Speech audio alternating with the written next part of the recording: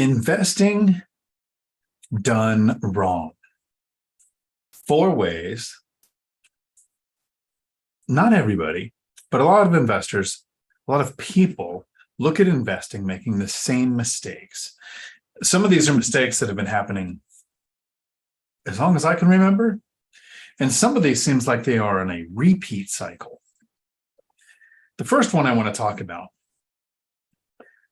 was actually explained by Robert Kiyosaki in 1997 when he wrote and came out with the book, Rich Dad, Poor Dad. When he came out with the book, he was actually kind of attacked and ostracized,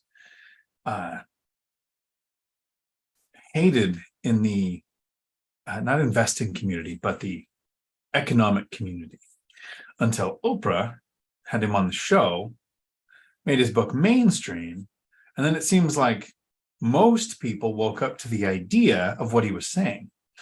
The first big investing mistake that most people are making, and this is the average person, not somebody who takes the time to educate themselves, but the average person makes this mistake, and that is buying liabilities and calling them assets. Now, what Robert talked about in that book was, he said this sentence, and this is what irritated a lot of people. Robert said, or wrote, "Your home is not an asset." Now, he said this to a generation, the generation before mine even, that was completely raised on this statement, your home is probably the biggest investment you're ever going to own. So if you've got the statement, your home is the biggest asset you're ever going to own, and then some goofball comes out of nowhere and says, actually, your home's not an investment, it's a liability, I can get why you'd be upset. I look at the house as a Schrodinger's asset or liability. Until we open the box and look inside, it exists in both states and in neither. The definition Robert was going off of is an asset puts cash into your pocket. A liability takes money out of your pocket. So while you're living in your house, the way most people do, not house hackers, but the way most people invest is you buy a home, the American dream, white picket fence to raise the kids in. Fence is designed to keep kids and dogs in more than to keep people out, but this is the idea. You pay to live there. Now, eventually, it's paid off. You can do a cash out refinance, take out a home equity line of credit, put some money into your pocket. You can sell it, you can rent it out. It can become an asset. But while people are living in it, the mistake is thinking that your liabilities are assets. And I'm going to use myself as an example here because it's not always just our home. When I came back from Desert Storm, I had what I called at the time a chunk of change. I don't know if you are aware of this, but when you deploy to a combat zone, your income in the military actually goes up. You're still paid if you have dependents or a spouse, basic allowance for housing. So your base pay, your basic allowance for housing, and then you get combat deployment pay or hazardous material or hazardous area pay or whatever the branch you're in calls it. And while you're in a combat zone, you don't pay taxes. So imagine coming back from the desert where I told my kids we went over there and planted flowers to make the world a better place. And you have a bunch of money in the bank. Now, this was 1991, 1992. The income was around $700 a paycheck in the Marine Corps with BAH, maybe a little more with that combat pay and not paying taxes. But when you're making $700 a paycheck and you come back from the Great Sandbox, and I had about $13,000 in the bank. And I wasn't a saver. I wasn't an investor. I'd never seen more than $1,000 as an adult, except this time deploying, coming back with that money. And this is why I say in many videos, I've never really had $1,000 in the bank. Made it to 40, mostly being broke, right? Because what did I do when I actually had that money in the bank and I couldn't spend it because I was deployed? So I came back. I took my chunk of change and I bought some chunks of change. That's what we used to call things. I bought a car, a Fiero. I bought a motorcycle. I basically bought, my brain said they were assets because I spent money on these things and I could sell these things for money. But while I owned them, not only as a single parent with one kid at the time, could you not go on a date because you can't put three people on a motorcycle or in a Fiero legally. We pulled that off a few times. They cost me money. They took money out of my pockets. The money that I came back to after being deployed was gone in pretty much a weekend, because I had the same mentality that most people do, that when you have money, you spend it. And I had no clue on the difference between assets and liabilities. And I figured if I'm buying these things, I could eventually sell them. And what happens to vehicles over time, right? If you have, which I lost in a divorce, a 1970 Ford Mustang that you've completely rebuilt, new transmission, new interior, it might go up in value. But that's not what happens to most vehicles. That one was destroyed in DUI 3 months after the divorce finalized. So I don't feel so bad about losing that one. Great overshare early in the video. When you have money and you buy things that lose value, you will be broke. You will be poor. It wasn't until 40 that I slowly started to think, okay, I'm going to make money and I'm not going to buy liabilities. I'm going to buy assets, things that actually put money in my pocket. The second thing out of the 4 things I'm going to talk about that investors are doing wrong is one. This is the one. Now, Robert Kiyosaki got a lot of hate because he was attacked when he said, your home is not an asset, it's a liability. And for some reason, he sounds like Ronald Reagan to me. But that's not what he sounds like. Although he was another former Marine, so I got to give him props for that. I get a lot of hate when I say this one, because this is something that investors get wrong if your goal is what my goal was. So this is not something all investors get wrong. This is something that I think investors do wrong if they're investing with the goal that I had of retiring early. If you have the goal of retiring early, like I did, and you make the same mistake that I did, I love saying this because I get so much hate. So come at me in the comments. One of the biggest mistakes that investors make who want to retire early, make sure it's a complete sentence when you hear the thing that they're doing wrong, is put any money, even a penny, into a retirement account. And yes, I feel like it was a mistake. I contributed for the match because you get free money. I think it's a mistake because if you have a choice between 2 companies and one has a retirement account like a 401k and one doesn't, look at the rest of their compensation package, because having been somebody who ran a company, I know that we had X amount of dollars to invest in employees. And if we were going to have a retirement account, it meant that we paid them less. So they weren't making any more. They weren't getting free money. I chose to work at companies that had retirement accounts instead of looking for one that had a higher wage that I could have invested the money on. So yes, I contributed for the match. Still feel like it was a mistake to work at that company. And the lights just flickered. So if I lose power, it was nice knowing you. Say that like I'm hooked up to an iron lung. But if I had money trapped in a retirement account, I'd still be working. It's gate locked behind an age. You're not supposed to touch it before 59 and a half, because if you take it out before 59 and a half, you pay a penalty and the taxes. You're hoping that taxes are less in the future. Have you met the government? You're hoping that you retire broke. That's not my hope. I make more money now that I'm retired than at every single year that I was working, except for maybe 1 or 2. The very last 2 before I retired, I started making really good money at my company, and I still walked away from it because retiring, getting time freedom was more important than making good money to me.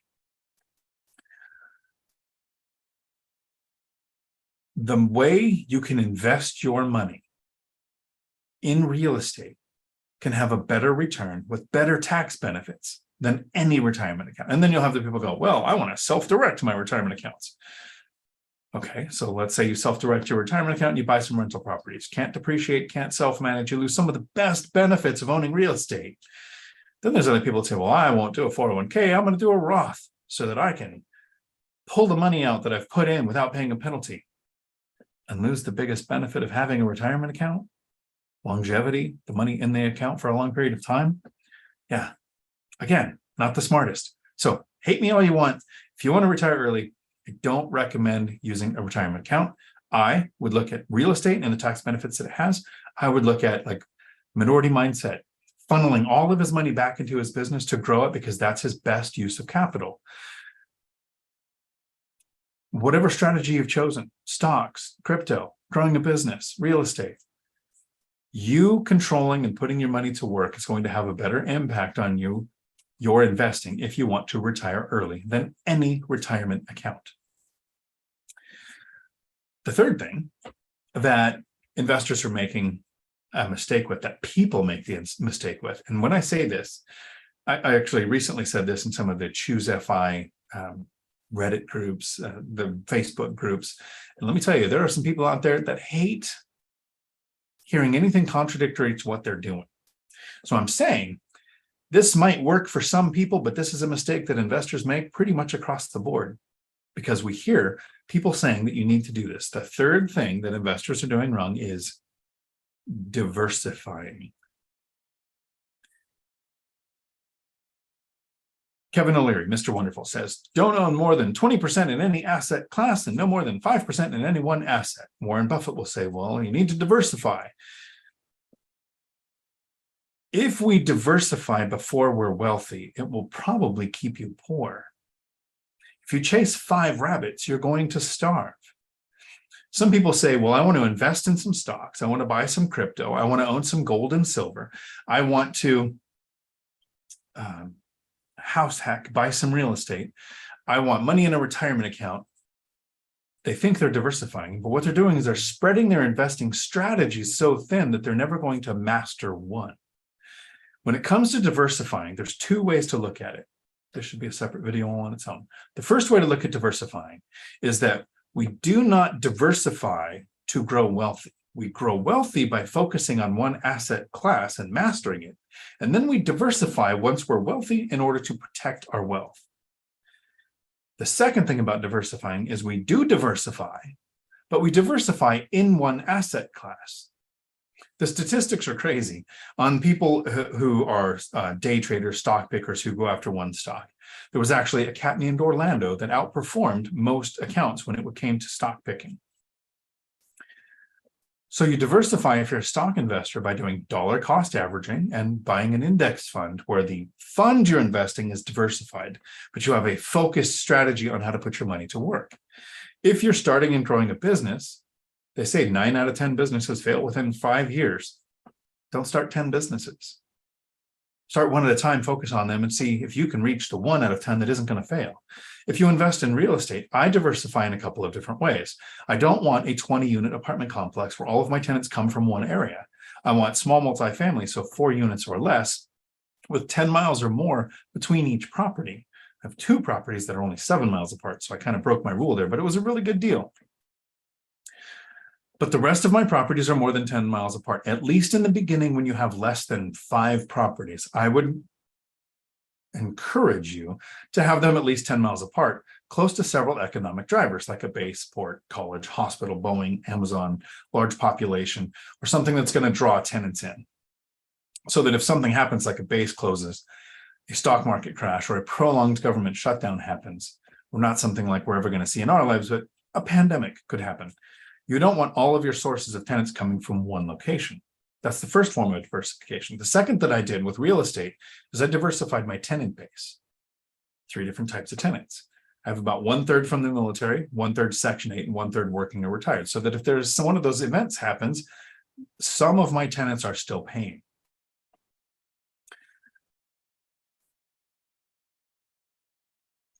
So as much as people hate to hear about anything about diversification, you do not diversify to become wealthy. You focus on one asset class. Once you're wealthy, you diversify to protect that wealth.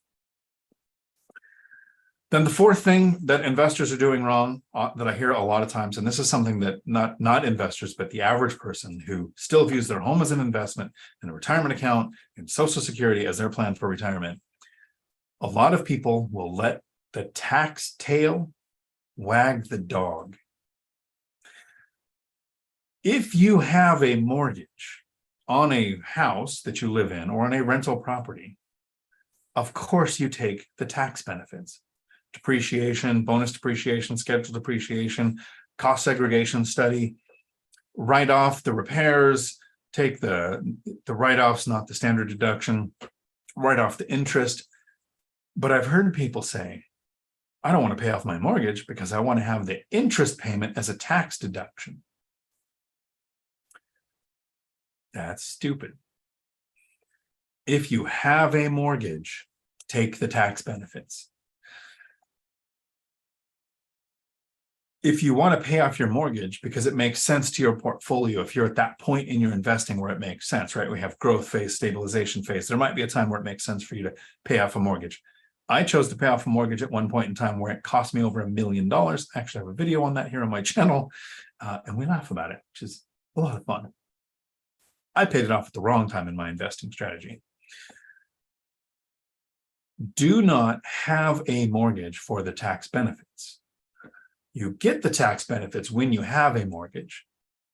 An example, if you pay $1,000 in interest, you get to take off $1,000 off of the income that you make. So if you make $1,000 of income, you would, if you're in the 30% tax bracket, pay $300 in taxes, right? That's how the tax bracket works. Since you have $1,000 of interest, you write off the $1,000 of income, you're paying $1,000 in interest so that you don't pay $300 in taxes. Don't get a mortgage for the tax benefits. We only use the tax benefits because we have a mortgage. Now, there's a lot of reasons to have a mortgage.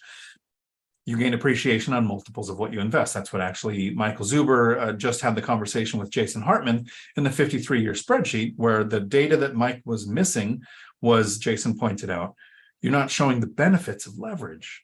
Where we looked in the Three Amigos video this morning, where in 2020 or 2021, I gained something like 60-something% on my money invested because it was levered with appreciation. So there are benefits to having a mortgage. I'm not saying don't have a mortgage.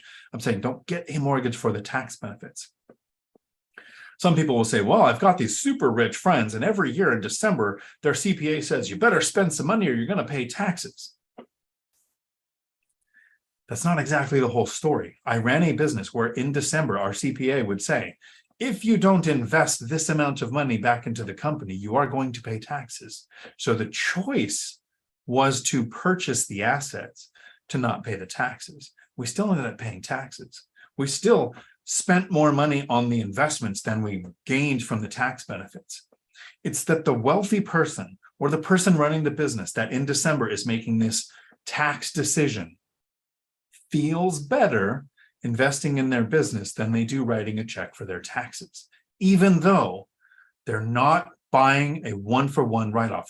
R&D, research and development, can be a one-for-one tax write-off, but buying assets isn't. It's just that it's better to end up with an asset that you end up spending more money on than you benefit from the tax, not write-off, that you don't end up having to pay. So those are the four things. The first, don't buy liabilities and call them assets. Even I've done this. Here's an example that you might not have thought of.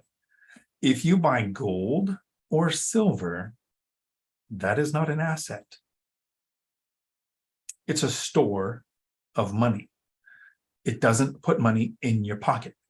And everybody says, oh, well, it used to be $200 an ounce. Now it's $2,000 an ounce. Meaning basically it's kept up with inflation because it's the marker for the value of money. It's not putting money in your pocket until you sell it. It's a liability like your house. The second is only put money in retirement accounts if you're stuck at a company that forces you to get the rest of your compensation package in your match. Or if you plan on retiring after 59 and a half because you just love to work and hate the idea of living longer because you have more time for yourself. Don't diversify to become wealthy. Become wealthy, then diversify to protect your wealth. And benefit from the taxes that are out there, but don't make decisions letting the tax tail wag the dog where you're actually going to spend more money on the thing that the tax write-off gets you than the tax write-off actually benefits you. 4 things investors are doing wrong. And that will be the outro of the video that comes out in about a year when I chop that out and put it as a standalone video. My goal was 10 minutes. I'm only at 21. I think that's kind of a victory. Usually it goes over 30. Somebody texted me, make sure it's not Mike saying he is able to jump in. So the rest of this video is going to last a couple of hours. and I am going to answer all the questions. So be creative with your questions. Make sure the questions are preferably retire early, financial freedom, investing in real estate, but they can be about anything. And I want to make sure, why am I not seeing? I want to get my chat up on my phone so that if I miss something, because I keep constantly missing videos, and I don't think I'll be able to do that today. Keep missing questions. So howdy to everybody here, and hello Futureland if you're watching this in the future. It's all about mods. But it depends on where that comes from. I'm not much of a mod player. Like I play thousands of hours of Skyrim, but only in VR and never with mods. Thought it started at 4 p.m. See you in 3 hours. It does. I put it up early because a lot of people say I never get the notification. Well, this one on Tuesdays, it's 4 p.m. Pacific every single Tuesday. If this is your first time to my channel, I reached financial freedom in 10 years or less, even though I wasn't starting from a very good position. My goal now is to teach people not only how to do that, but that it is possible. Dividend Dave, howdy. Pretty much looks like first. Close. Richard, Frank, G, howdy. Can you make a good deal, a great deal, with a substantially bigger down payment? So there's two metrics when we look at a real estate deal. The first is cash flow. This is where a lot of people focus, and I hear this a lot of times in BiggerPockets, in the forums, and then other real estate groups. How much money do you make per door? Would you buy this deal if you got $500 a door or $200 a door? And that doesn't tell me whether it's a good deal or not. Cash flow should have a minimum, right? I don't want to run a property that's only going to make $1 a year, because there's so much risk and the work involved in self-managing that it's not worth it for $1. But that's not the metric I use to know if it's a good deal or not. What I look at is the yield. And there is a math equation far beyond my capabilities to determine if it's a good or bad yield based on the size of the down payment. So if you are a BiggerPockets Pro member, you can go to your BiggerPockets account and you can use their yield calculator. If you're not, you can use the free calculator from Chandler David Smith, which is a great YouTube channel you should check out. But he came out with a free app that now is showing a lot of commercials, but you can swipe those down and put in the amount you paid, interest rate, down payment, closing costs, all of the expenses, property management, how much you're setting aside for repairs, maintenance, vacancy, all of the details, and then calculate the yield. Now do it with a 0 down, 5% down, 20% down, right? The more you put down, generally the more cash flow you'll have because you're financing less of the deal. So cash flow can improve with a larger down payment. Sometimes yield goes down when you put in more money, and sometimes yield goes up when you put in more money. There's so many other metrics involved that when we look at the deal, I still have the app on my phone. I've been investing for over a decade. I still look at a property, and within 5 to 10 seconds, I know if I'm going to take a deeper look, but I still put it in the calculator app, or I put it on the BiggerPockets Pro. What the Pro for BiggerPockets is really good for is if you have a spouse or a partner, you want to show charts and graphs and really good looking details to look at a deal, whether they're a visual learner or they just need to hear it. That's good for that. Chandler David Smith doesn't really do that, but it gives me the exact things I'm looking for. What is my amortization schedule? Now it gives me principal and interest. It doesn't give me taxes and insurance, but I can figure that out. It gives me what's my cash flow, what's my yield. I can play with the down payment. That's what I would do to determine whether I would do it or not. So you can increase cash flow with a larger down payment. Imagine putting 100% down, no mortgage. Cash flow is going to be a lot better than if you have a mortgage. But your yield, so here's an example. My current place that I'm in now, it's a self-funded house hack duplex. If I pay cash and don't refinance at the end, it's about an 8% cash on cash return. It's actually looking better because rents are better than what I was expecting. So I'm always conservative with my numbers. If I pull my money out with a mortgage and interest rates are 8% or lower, which who knows what they might be when I'm done with the rehab, could be higher, it's about a 12% return. So pulling the money out so that I only then put on about a 25% down payment. So in that case, the smaller down payment increases the yield, but decreases the cash flow. Different on every deal. Matthew, howdy. Take the increased down payment and figure out the yield. That part I agree with. The math is the same. I believe changes weirdly on every deal. I've had some times where the yield goes up, sometimes the yield goes down. Anna and Michelle, howdy. Jason, Michelle, I saw your message in Mighty Networks. I look forward to seeing you. The course video that happens tonight at 6 p.m. In case anybody in the course is aware, I'm doing course videos Saturdays at 4 p.m. right through the month of October. And for now, because a lot of people couldn't make Saturday, but some people can. So we'll be there Saturday at 4 p.m. That's what I said I'm doing for the whole month of October. But now on Tuesdays at 6 p.m., I'm doing the course video here because it seems like this seems to be a night where more people can make it. And I want to make sure that those live in-person Zoom meetings are easier to get to for you guys. Jason, howdy. I should answer this telemarketer in the middle of a live. And then I should have you guys type out what I say if it worked that fast. Jason, walking into a wake. Very sorry for your loss. We'll have to play catch up when I get out. Sounds like an interesting topic. Thank you. I hope you have a good evening. That is never a good time. Later in the video, I would probably do an overshare of, too early in the video, not enough water yet. Frank and Curtis, howdy. Frank, I thought you said howdy from Santa Claus. Howdy from Santa Cruz, howdy. Tiffany, Leela, the Yoder.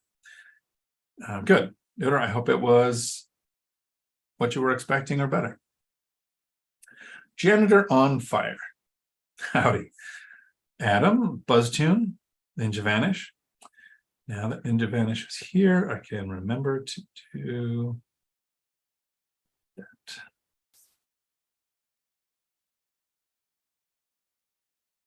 Thank you for joining the crew, Ninja Vanish. It's appreciated. Wealth Building Journey. Howdy, Chester. Wayne. The wealth building journey, correct. Unless the house is generating cash flow, it is not an asset. Thank you. Overshare time. Michelle, those pesky retirement accounts are good for most people, but that can't save on their own. When I started contributing, I wasn't good at saving. So I did contribute. Again, though, I probably could have invested this money if it was given to me outside of the match as just part of my compensation package. But in 2020, I emptied out my retirement account and bought a triplex. So one of my assets that contributed to my financial freedom happened, but it didn't happen because I left money in a retirement account. It happened because I took it out and put it to work. You are right, though. For most people, Michelle, I think those two things, owning a house and having retirement accounts, are really big helps. Recently, Ken McElroy and Daniil did kind of a debate on what's better, renting or buying. It might have been an older video. They just popped into my feed. I forget when that video came out. But they did kind of a price comparison. Buying takes a down payment. Buying has repair and maintenance costs. Or renting, in some cases, it can take less than getting into a house. But when you go to some places where they have first month's, last month's security deposit, that could be somewhere between $7,000 and $15,000, where there are zero down owner occupied purchases. Where in my very first purchase before I was an investor, the home I bought, I walked away from the closing table with a check for $1,200. So it was a little easier to buy the house than it would have been to pay to get into a rental. But most people, renting, you don't have to call for repairs, maintenance. But then there's these statistics that are always left out of those videos.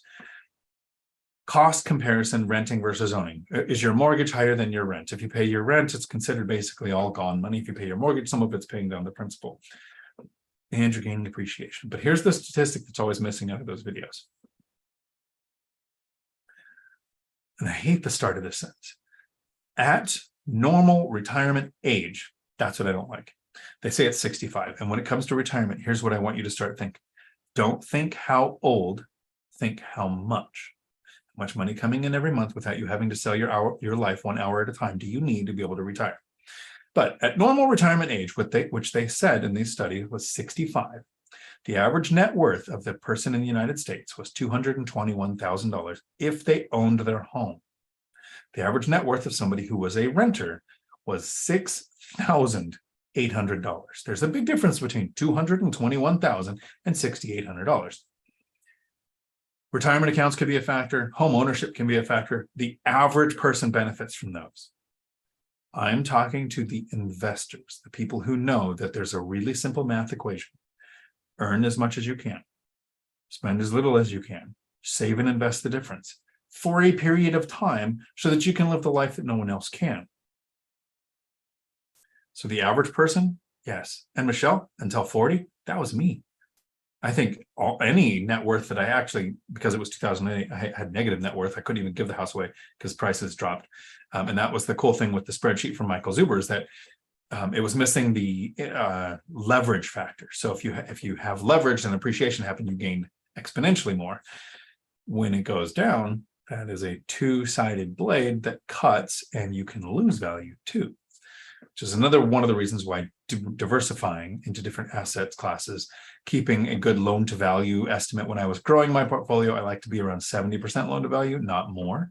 Now that I'm retired, I want to hover around 50%. I think I'm at I have to do the math, 37, 38%. So I probably should lever up some, maybe.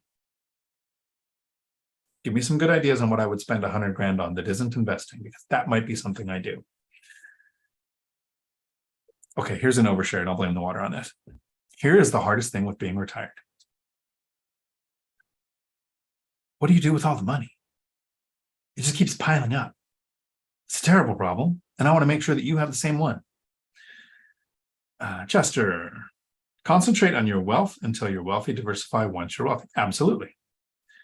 And then my chat moved, and my phone is not working.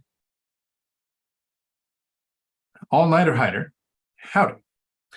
I'm here now. No thanks to Verizon having problems with them again. All-nighter, next time you're talking to Jason Hartman, because I don't want to ask Zuber for this. I'm trying to help him grow his channel, not trying to benefit from it.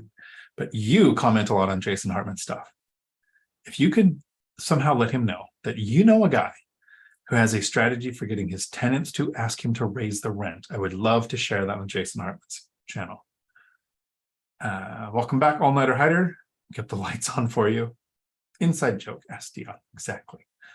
I am old enough to remember that joke. The Yoder. Every time you mention 401k, smoke comes out of my ears. I currently have a 38% return over the last 3 years. Oh, 0.38%. That's different than a 38%, unless I'm putting the decimal point in the wrong intended position. I'm down 24% so I emptied in 2020. I had some money in there and I kept contributing because I hadn't retired yet. And I was getting the match because that was part of the compensation, which I don't like.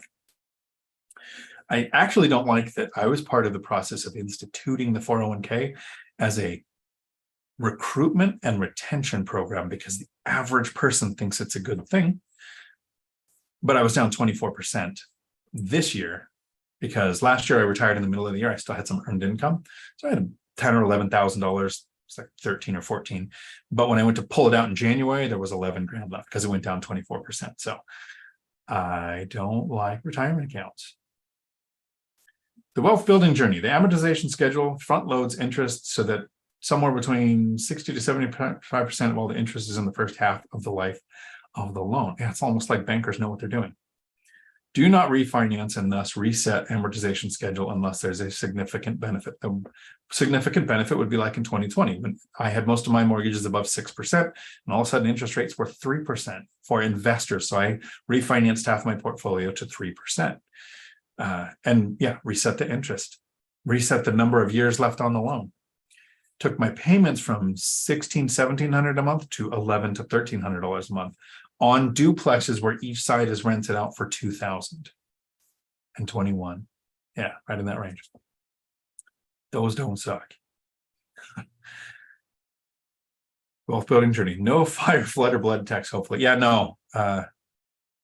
Actually, the texts that I missed were from Josh and Dave. Talking about Josh's duplex is almost done. I did a in-person live walkthrough of the house hack duplex purchase that Josh was having rehabbed, and it's about ready to be listed. We were talking today about where to list. Jada, howdy. Do you think we will see 40-year amortization in 2024? So we started seeing it in 2022 when forbearance, and yes, forbears comes to mind every time because I'm 5 years old. When forbearance ended after the pandemic, lenders had to offer a 40-year loan option to people coming off of forbearance. So it existed starting last year at the end of that 1-year cycle. There is 40-year amortization available on DSCR loans, like through companies like Convoy Home Loans, which I should have back on the channel. We haven't done a video in a while. They had a product I was looking at for a while where you could choose 30-year amortization on up to fixed rate debt on up to 8 units, right? That was the magic thing for me. It increased me from 4 to 8 units. And they had a 40-year option.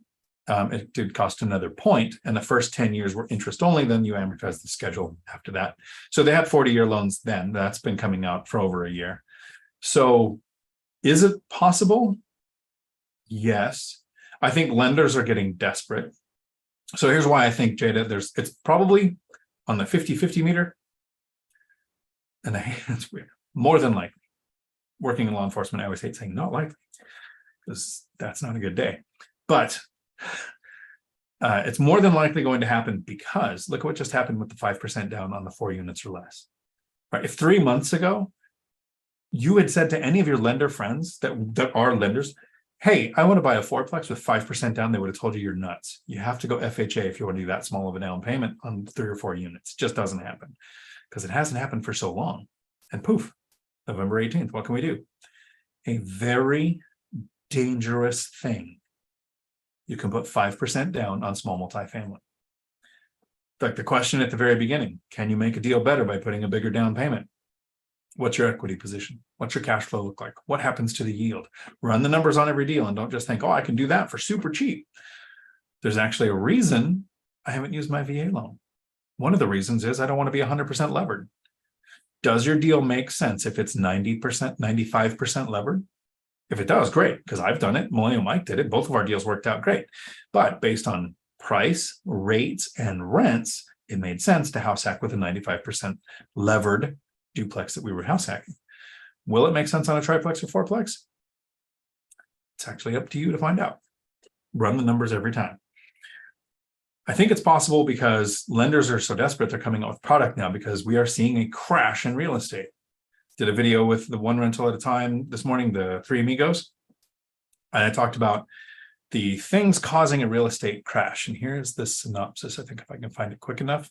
There were 4 things I talked about causing a crash. The first is a bunch of supply. So there's not a lot of building in residential. Actually, less than 6 million were built in the last decade, where there were 27 million built the decade before that. So it's not going to be in residential. We have a building of offices, warehouses, large apartment complexes. So there is an oversupply there. We need a large amount of toxic debt. So in 2007, we had 51% of the mortgages were adjustable rate. It dropped down to 3% around 2019, went up to 8 to 13%, depending on your information source currently, but it's not 51%. So we don't have that in residential. But where do we have that? All the countries outside of the US has adjustable rate, not all, but most. And commercial loans, so residential 4 units or less is fixed rate debt, but 5 units or more apartment complexes can be adjustable rate debt. Buildings, offices, warehouses, adjustable rate debt, right? So again, the crash is coming in a very specific part of real estate. The third thing is we had relaxed lending. We don't have that now, but lending is getting desperate. When we were doing over 6 million transactions a year, lending had a lot of work. Lenders were making money, agents were making money. Now we're at less than 4 million transactions on track this year. So we've lost a third of the deals. A third of their revenue is gone. Whether the rates are up or down, they're still lending on margin. So what they're making off a loan isn't gone up or down at all. What's changed is how many deals they're doing. Since they're doing less deals, hey, look, you could buy 5% down. I'm guessing soon, remember, guess, not predicting, guessing soon, lenders will go, how about 40-year loans? How about the microcosm of Japan that has 100-year mortgages where dividend day goes often? That microcosm might spread, and we might see longer mortgages in other countries too, including the US. Henry, howdy. It's all about mods. You should explain your name to me because I'm curious. And my chat moved, which I love. Chat moving means content is coming in. I wish my phone was working. I wouldn't have to worry about this so much. It was the time zone. I'm Eastern Standard listening at work. Oh, awesome. Cool. And then I see a super chat came in from Dividend Dave. Who knows? I will read whatever is put in here. I wonder if that has a limit. Cuss words, of course. Why didn't the skeleton cross the road? He didn't have the guts. Dad joke of the day, in spirit of Halloween. Thank you, and thank you for the super chat. That lets the algorithm deities know that somebody likes the content, and maybe it's going to share it with more people. Kind of like hitting the like button does, something I always forget to ask people to do.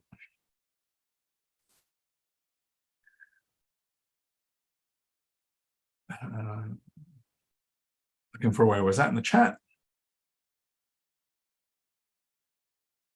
If I miss a question that you ever put in, sorry, please put it in again.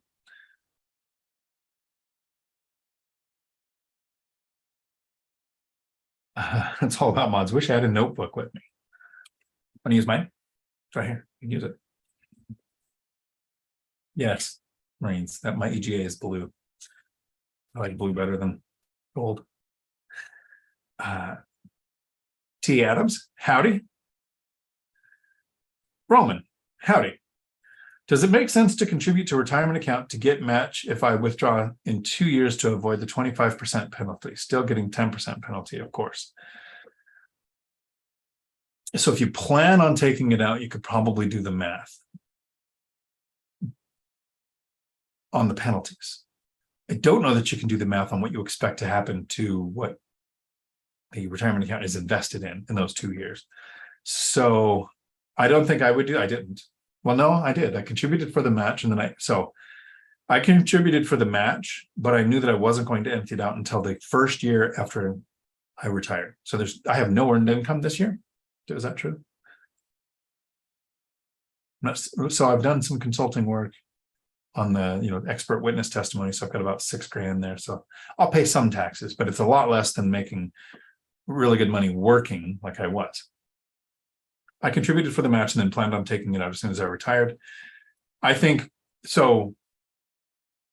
There's a pre-question to yours there, Roman.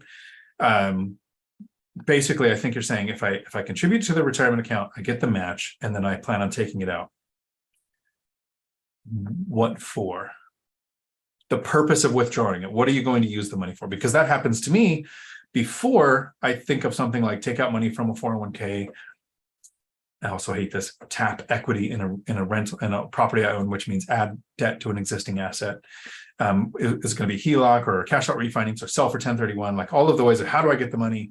Do I use a 401k? The first question before that, and there's actually a prequel, is what's the purpose? Right? Is it to take the money out and buy an RV or a boat or something that you're not going to rent out on Turo? No. Are you going to take the money out to invest it into something that's going to get a better return than having the money locked in the retirement account could get you before you hit retirement age? Sure. And then the prequel question,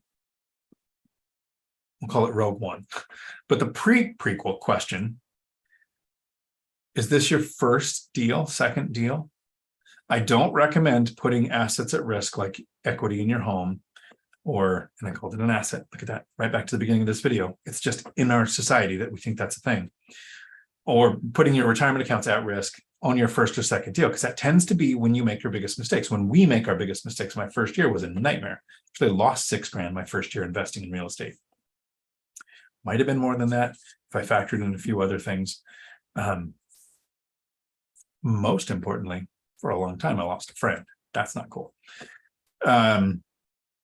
But if it's your third or fourth deal, fifth deal maybe, and you're very confident in your ability to get the return you're expecting and you have a deal, it could make sense to plan to contribute to get the match, to then take the money out and put it to work. But we don't know what's going to happen in the market, and we don't know if you're going to find that deal in 2 years.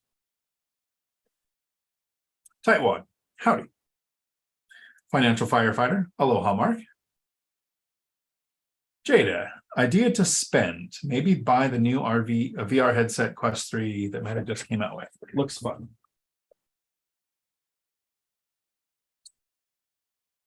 I actually have a VR gaming date with one of my daughters tonight after the course video. If anybody here plays Zenith, hit me up. Yes, VR nerd.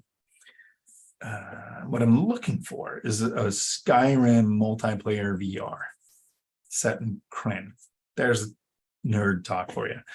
Yes, bought it. I get the larger memory. If you're a VR person, I endorse the Quest 3. They don't sponsor my channel. But it is a little bit heavier, this much, but it's much shorter in, so it's much more comfortable. I'm getting one of the new comfort straps coming soon with a battery pack. One of the best things about I'm getting a call during a live stream. Should I answer it? Somebody answer quick. Should I answer it? No, I won't answer. I won't answer.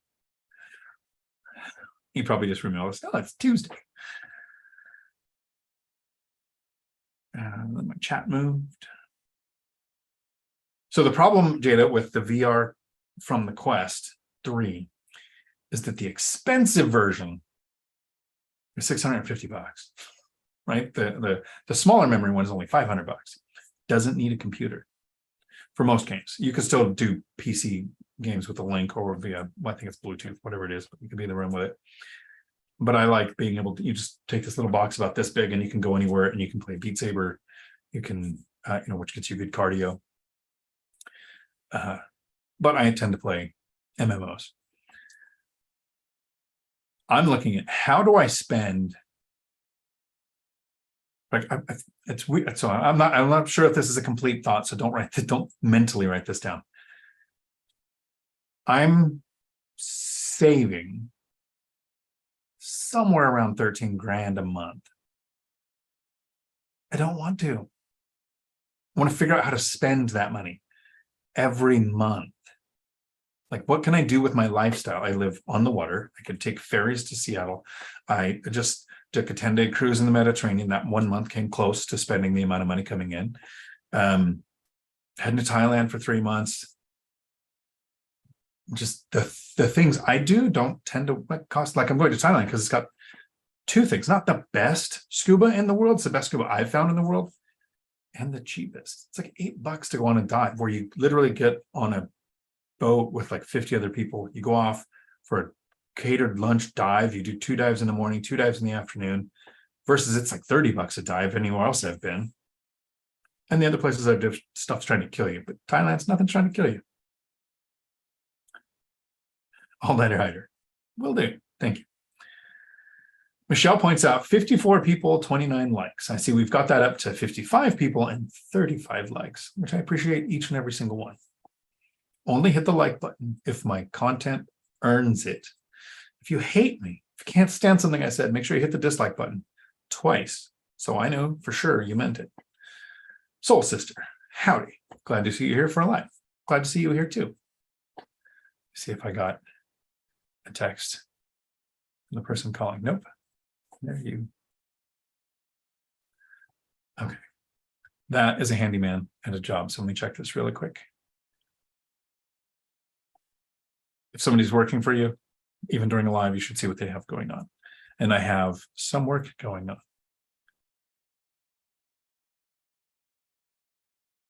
Oh, okay. How would you message me? It wasn't important. Michelle, the likes. Police is here. Thank you. Appreciate it.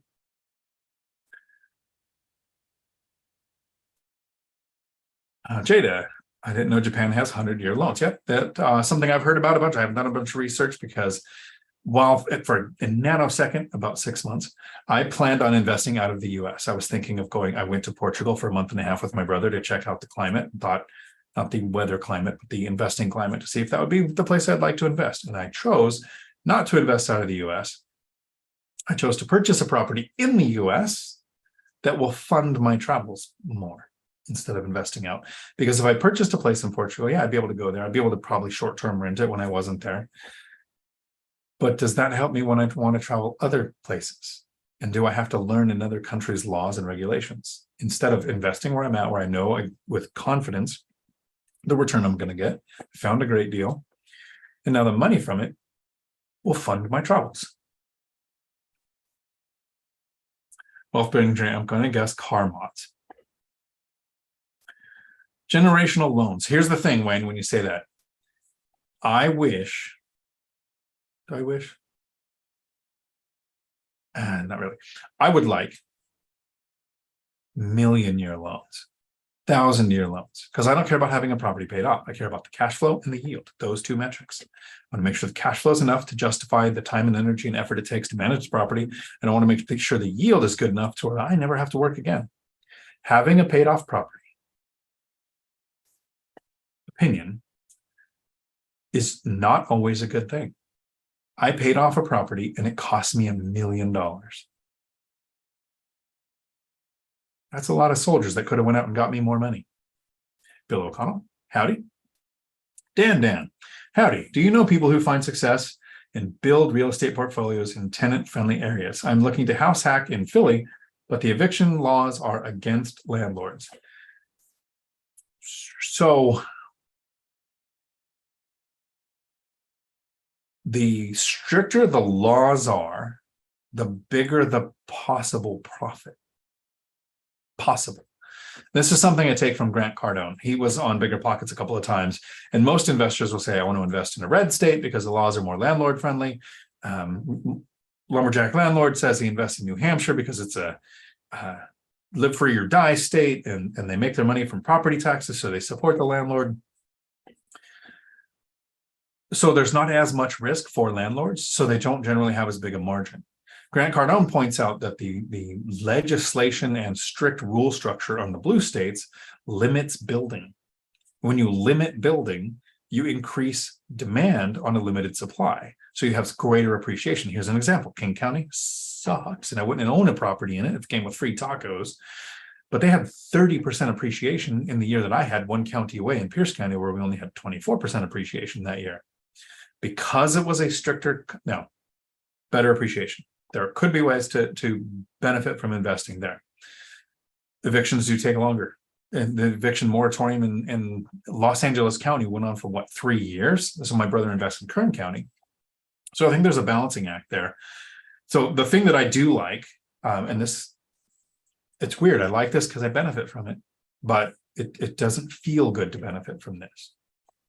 Rent control makes landlords wealthy and makes tenants homeless. So if you invest in a place that has rent control, you will raise your rent the maximum allowable amount every single year. Most of the landlords that I know that own properties haven't raised rents in 5 or 10 or a couple, even 15 years. My brother has tenants from 2006. Rent's the same as it was in 2006.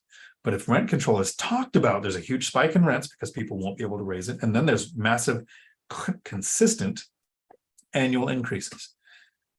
So you might have a good chance of investing successfully in a blue or red state. You just need to develop the strategy for it. I ran a CDL school for the last decade, and every couple of years we'd have new senators, representatives, and new president. We didn't do better if we had a Republican or Democrat president. We had to have a plan. This is what we do when we have a red government, and this is what we do when we have a blue government, and what we hope for is a split government like we have now, because it can't do anything and everything stabilizes. Someone is investing successfully everywhere. If you invest in a place that has stricter landlord laws, you might need to do things to help mitigate your risk. That can be screening criteria better, larger reserves, better equity position, right? Things that you might be able to take more risk in a red area with. So I don't think that there's one that I would prefer. For me, it's there's a certain level of insanity that I want to skip. And that would be Los Angeles County, King County, New York City, San Francisco. I don't know the counties they're in. Is there a New York County? Because there's a New York State. I don't know. I went to school in America. They don't teach us that stuff.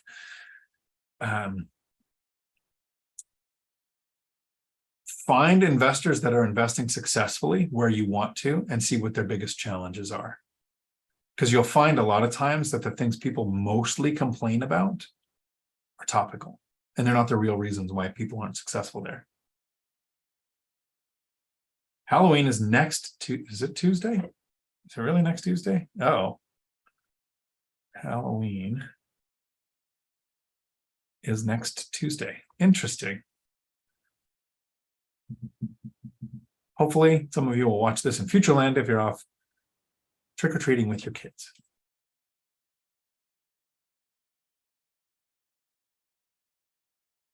Dividend Dave. Japan has 100-year loans and ninjas. Ninjas do not exist. Ask any ninja and they will tell you. Wealth building journey. Do they have 100-year ninjas? There are bold ninjas and old ninjas, but there are no old, bold ninjas. Soul Sister, I love that problem and look forward to having this one day. That's my goal, is to get everybody to the problem of, what do you do with the money? 100 Years of Ninja Loans. Now, that would be a good movie. JMC, howdy.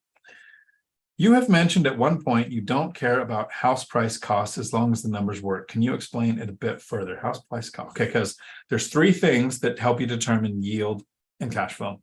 It's price, rates, and rents. Those three things together. If you buy a house for $100,000 and you buy another house for $600,000, right off the bat, all we know is that they cost different, right? What if the $100,000 house is in a place where there are no tenants and it's next to $10,000, $50,000 houses that nobody will rent? The $100,000 house is not a good deal. The $600,000, maybe it's a house with an ADU in a high demand area that demands high rents, right? So that's why price doesn't matter to me, because it's a metric. It's a data point in the metric that I use to make the decision. And math comes in the beginning. I won't say it's first. First, we decide to invest. But math is like step one, right? We look at price, rates, rents, and then things.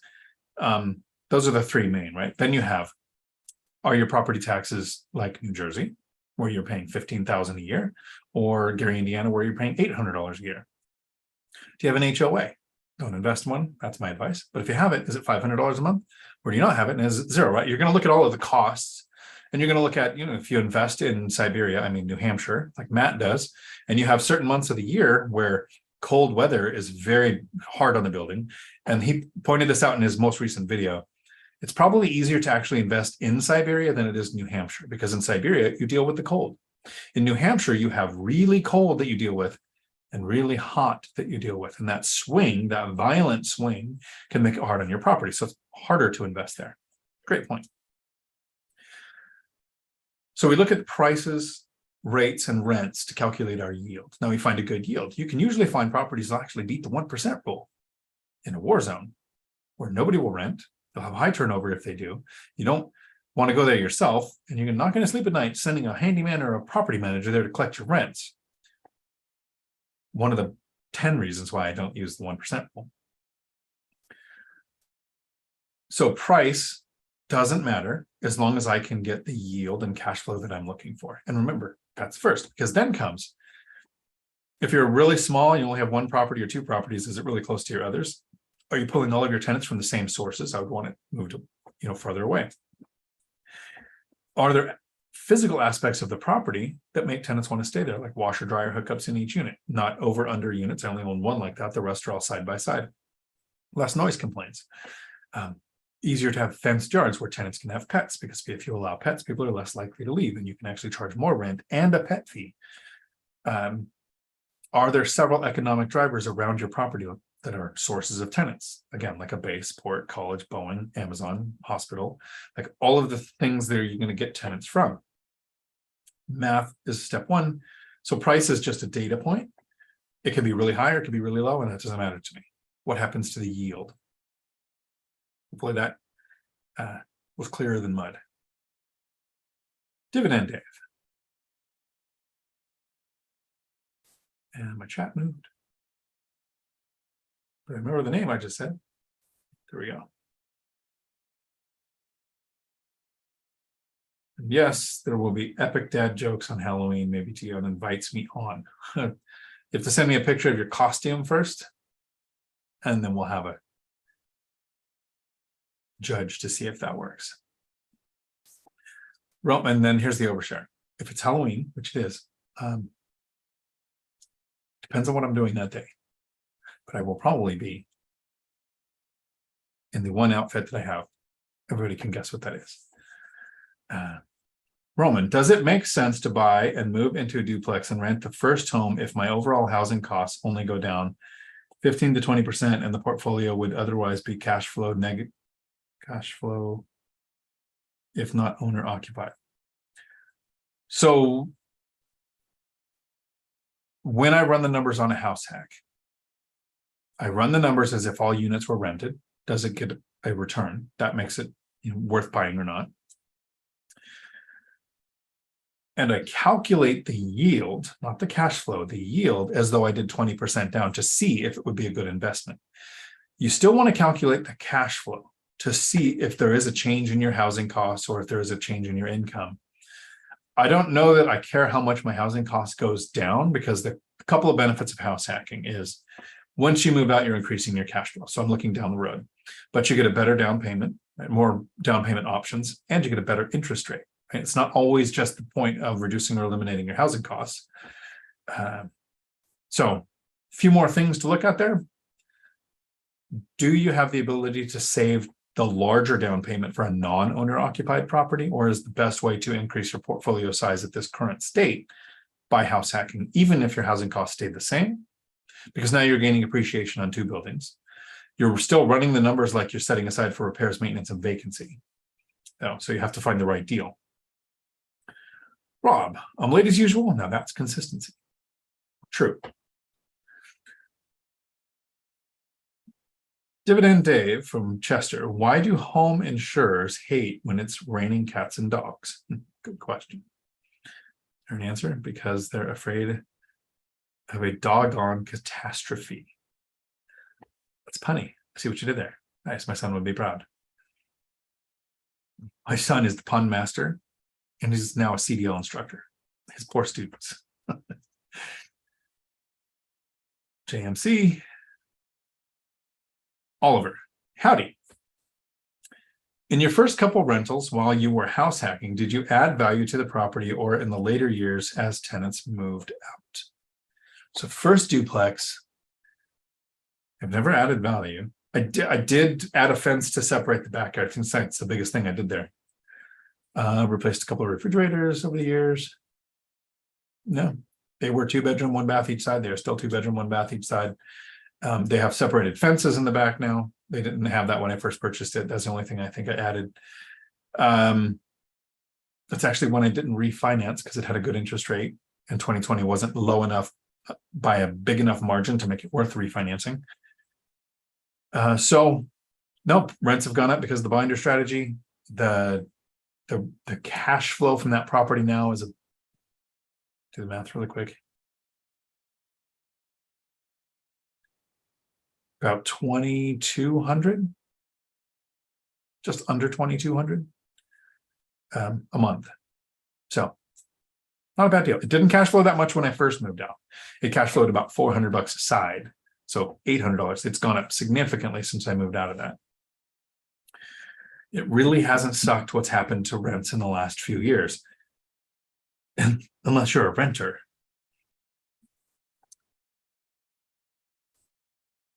That actually is a good point. I should take a note, but I'm not good enough to do that.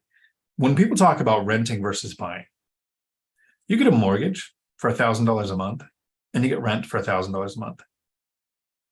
What happens 20 years down the road? Your $1,000 a month mortgage is probably $1,400 a month because insurance and property taxes went up a little bit. What's your rent 20 years down the road when rent was $1,000?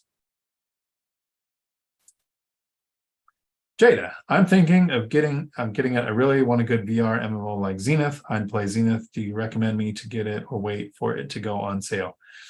Depends on your finances. And I like to go, my assets, cash flowing assets, pay for my liabilities. So while I have the goal of figuring out how to spend that $13,000 a month out of the 17 that's coming in, it's even 18, it's 18 now, because I rented out the room that I moved out of. I don't even have the new unit rented downstairs, so that's going to go up another $2,000 a month, which will add about $1,400 a month to the cash flow. I buy all the stupid toys. This watch thing, all it does, if you get a smartwatch, this is all. Buy something that vibrates when you get a text. It's the only thing you're ever going to use it for. My experience. I buy those, but my assets buy them. If you're saving for that first asset, I think waiting for the sale is right. make sure you go to meta.com and amazon.com and put both in both places, the version you want, smaller memory or the larger memory. I like the larger memory, so I don't have to delete things at all. Put them in your shopping cart and then wait. You might start getting those ads and coupons that come, or you might get coupons. I just said I'm old. Discounts on them. Or you can wait for the sale. Who knows what's going to happen on Black Friday, but can you wait that long? I am not a patient person when it comes to toys. I'm pacing myself, though. That's probably the problem. I need to just learn to spend the money. Buying a new PC when I'll be getting a new PC. But I said, since I bought this month, I'll get it next month. Not PC for videos and stuff, PC for gaming. I'm going to get a laptop. Don't think I'm getting an Alienware this time. I haven't heard good reviews on them in the last couple of years. I think since they were purchased by Dell. Must have been Matt calling. Nope. Jada. So I saw that 150 more for the 512 gigabyte. Yep. So it just depends on what you're doing with your money. Will it impact your investing finances? Maybe wait for the deal. Oh, duh, get a boat. Wealth building journey for the uninitiated MMORPG, massive multiplayer online role-playing game, or what Dion calls it, the electronic income reducer. Unless you do what I did when I played WoW and EverQuest. It's actually sell things online as a side hustle. Hole in the water to throw currency in. The two best days owning a boat. When you buy it, when you sell it. T. Adams, I will happily spend it. That's the goal, is to get you here to where you can happily spend it. The problem is the discipline and focus that it took for that decade to go from a bad financial position to financial freedom gets you some intrinsic, like deeply ingrained traits of considering every expense and thinking wants versus needs and thinking I have to develop the ability to spend on wants. Because it can't all go to hookers and blow. Jada, sorry for the gaming talk. I know you said investor talk, but I'm curious on your thoughts since you have it. No worries. Can we buy without an agent and attorney?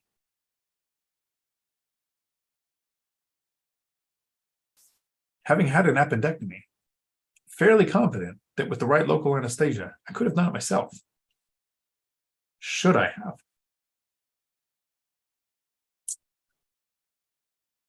I want agents wanting to bring me deals. I'm happy when they make their commission because I know they're going to bring me the next deal. I want the protections from, here's an example. My brother is retired. He retired at 50. He's been retired a little over 8 years now. And so if he had retirement accounts, he's getting almost to the point where he's be able to touch them instead of being retired for the last 8 years. He just did 2 roofs on his properties. He did 2 roofs because roofers brag about being fast. And he can't stand the idea of somebody being fast because then they might not do a good job. So he did it himself because he had the skills.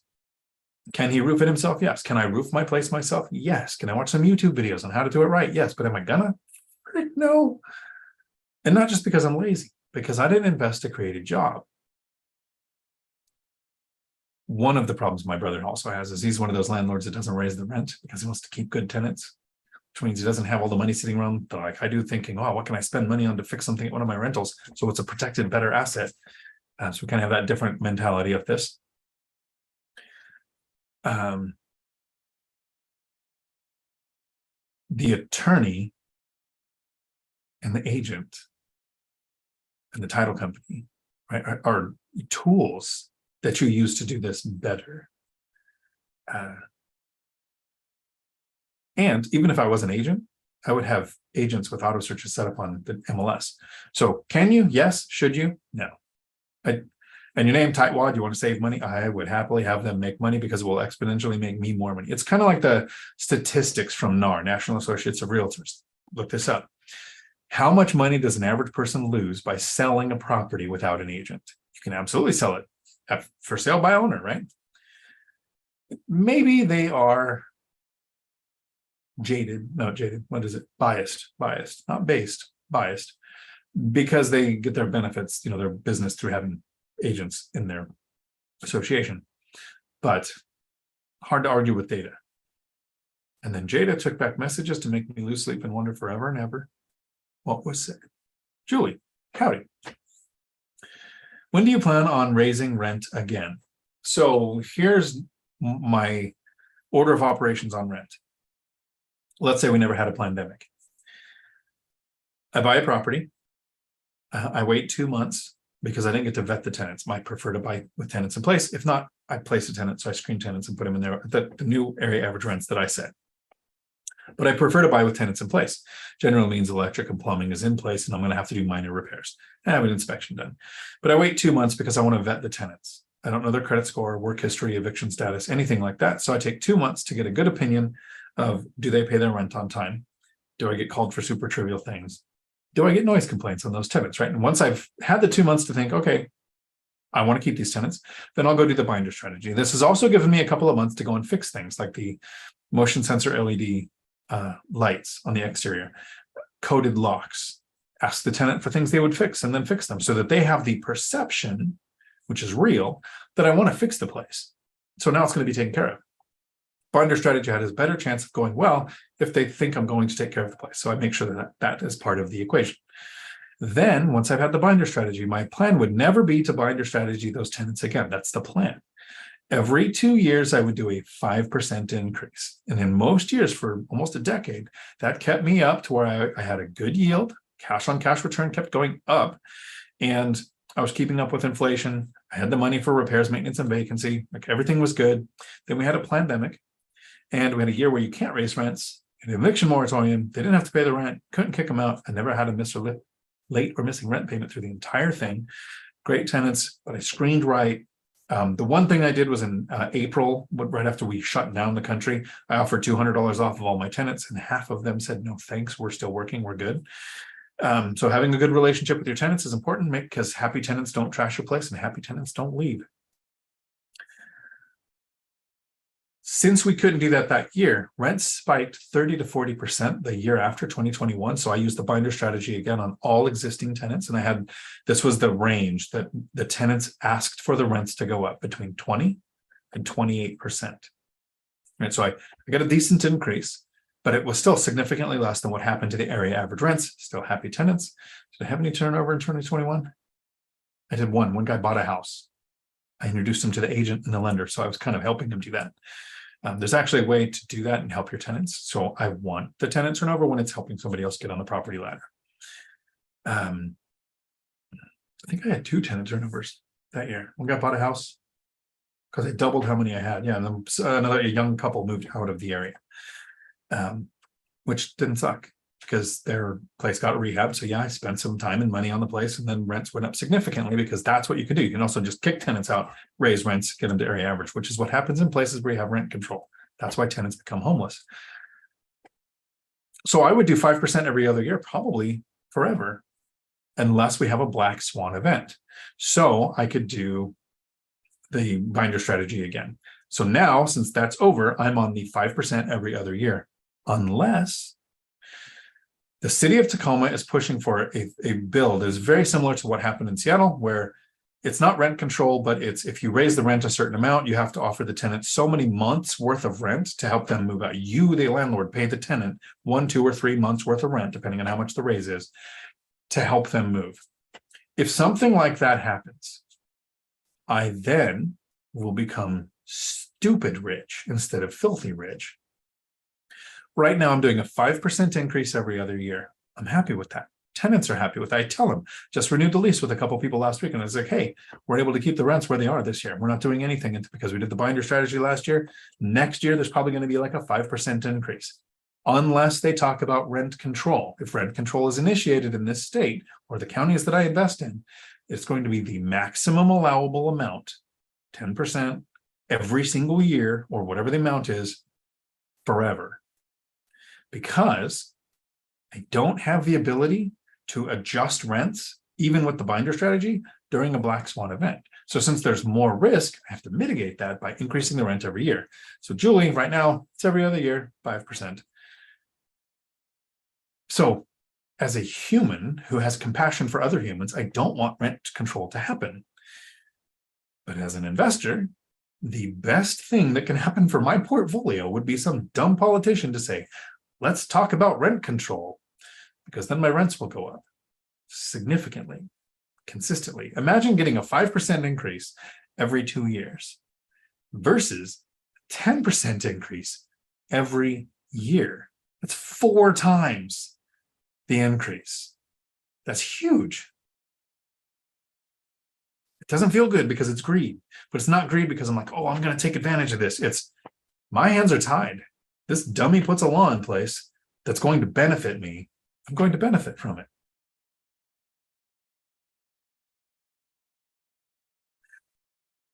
T. Adams, hit the dislike button twice, then the like button once. That's appreciated. Perfect. All-nighter hider, yes. Tightwad owner carry is that way if you want. Well, you can also get a mortgage without an agent and without an attorney. You're going through the lender. You still have appraisal contingencies for the lender. They're going to require that. But yeah, owner finance is a way. I would recommend use an attorney. You have it done right. Protect yourself. I always recommend title insurance. Frank, howdy. Would you take a 20-year second to build an ADU that would cash flow $300 to $400 a month? It would be self-managing, self-build, 4 months of work. What's your out-of-pocket cost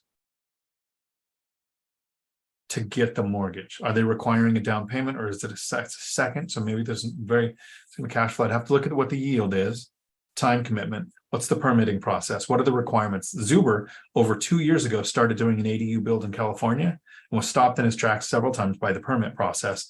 And then finally, they blew up the deal because they said, oh, you also have to spend $16,000 on these solar panels that we require if you put this in, which killed his yield. So I would look at all of those factors. First, I have a triplex where the city has asked me to put in a fourplex. Here's why.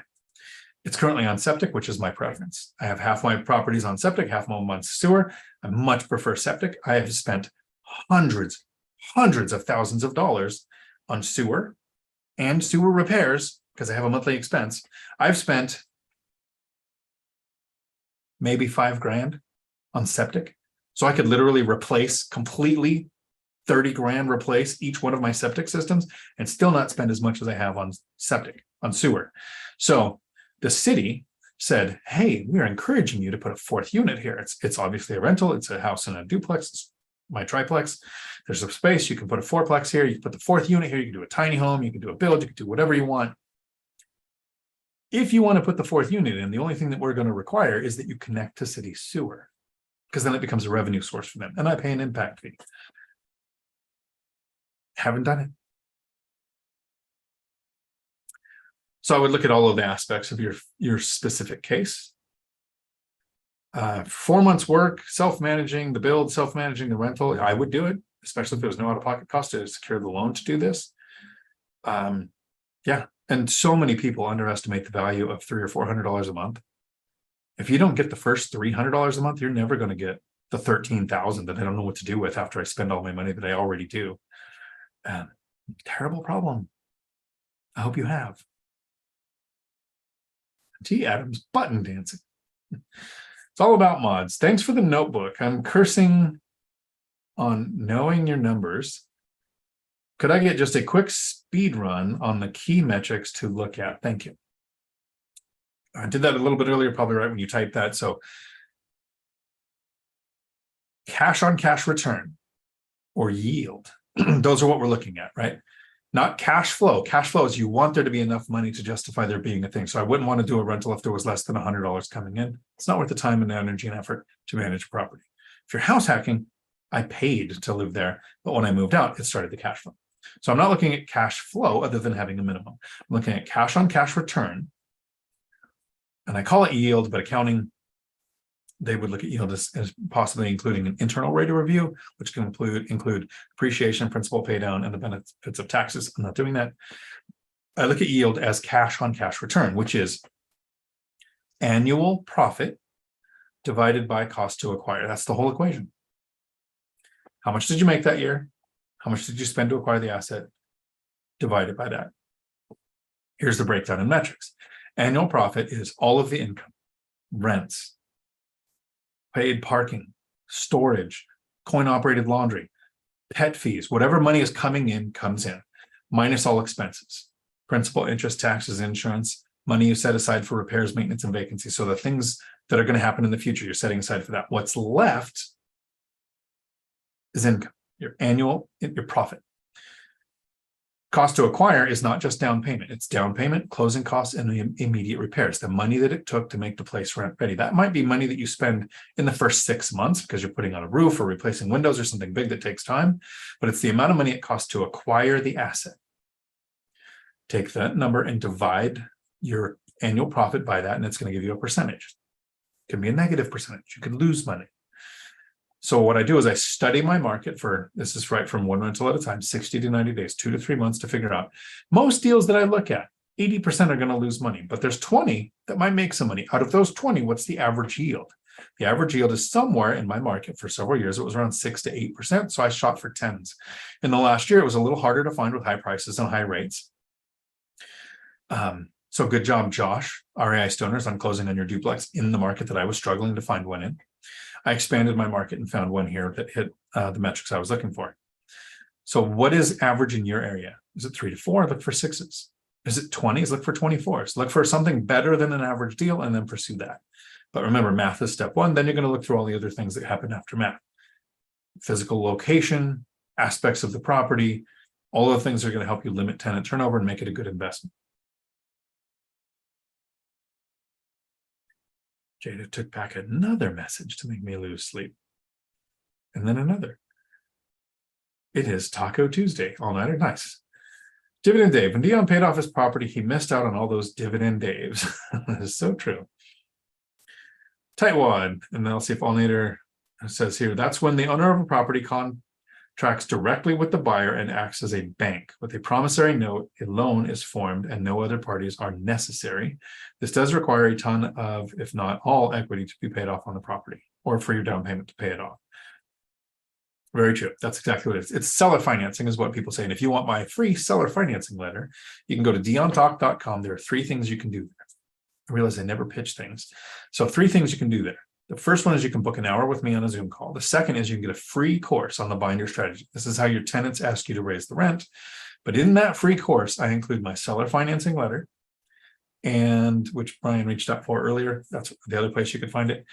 And my spreadsheet made by me and my CPA that tracks my income and expenses for my entire rental portfolio. All that's in there for free in the binder course. The third thing you can do on that DionTalk.com is take the course on financial freedom for the lazy person.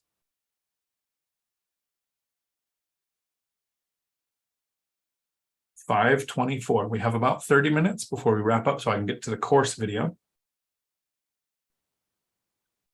Michelle, you know exactly what I'll be dressed as next week.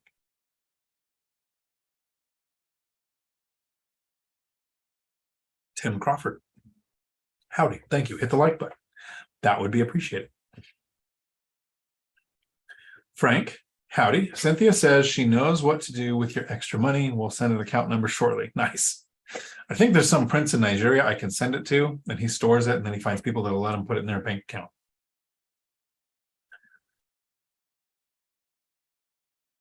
I'll let it hide. Maybe I shouldn't type a ton. 40% equity. Yep, exactly. Dividend Dave for next Tuesday's live screen. Nice. $1.98. Perfect for Taco Tuesdays, too. Good job. Thank you, Dave. It's appreciated. The pirate outfit. Yep. And this is where I overshare. I don't have it in here. I am a pirate minister. So if you live in the state of Washington and you plan on getting married for free, I will come and officiate your wedding. I get to be a part of the day, which means I'm at the reception too. And you have to be okay with a pirate being at your wedding. If you don't know why it's pirate minister, it's because you need to Google Church of the Flying Spaghetti Monster. I am a Pastafarian. Yes. Spaghetti colander on my head and my driver's license picture. Jada, I think you look awesome as Crotus from God of War as your costume. Nice. I do the Bane one too, pretty good with the mask. Dividend Dave, Dion's outfit, something with high heels. No, wait, that's mine. We can compete. All-nighter hider. I'm not a gamer, but my son is. I call my boy all the time. Nice. Millennial Mike should be jumping on in 3, 2. Did I get a message from Mike? Nope. Not yet. Basilio. Howdy. Good to see you there. Jada, I'll let you know if I get the quest so we can play together. Reach out. On Quest, on Steam. My name is Space Monkey. Tightwad. Historical rent would be a great addition to Mike's Z's 52-year spreadsheet. Yeah, that's a great top. I won't remember to tell him. So I'm gonna write it down.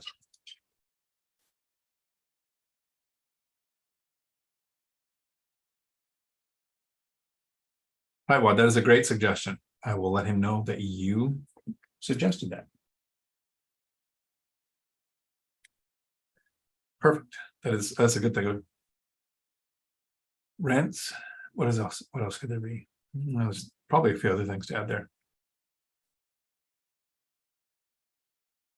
Bill O'Connell. I don't know if you can play Zenith with a Quest 1. I know you can with a Quest 2 and the Quest 3. Although honestly, the Quest 3 right now is better because the Quest 2, it has to stop and free up memory constantly, not constantly, but every few minutes. That's very irritating in a action MMORPG where you're swinging swords, shooting guns, swinging from, because it's a fully 3D, you can fly in this game. I'm going to get my Mortal Kombat on later. Just try the game too. All-nighter hider. That's it. I'm going to play GoldenEye on my N64 later. Nice. Angel R. Howdy. Hola. ¿Cómo está usted? How much do you typically spend yearly maintaining your rentals? I typically spend $2.5K per door. My largest year was $28,000. It's my biggest year. Roof, turnover, garage doors. Like it was the biggest year. I don't know per door metric. I know it's just way less than the 15% of gross rents that I set aside. No, it's okay. I'd have to do the math.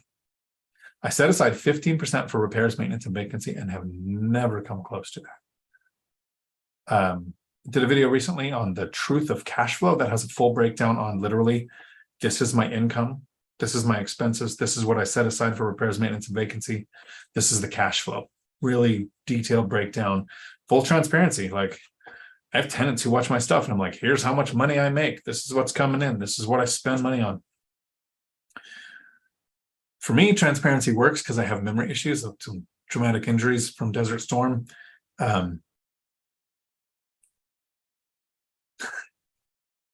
That's got to be Freudian. So if I always just am clear and transparent, I never have to worry about what I said because it's just facts.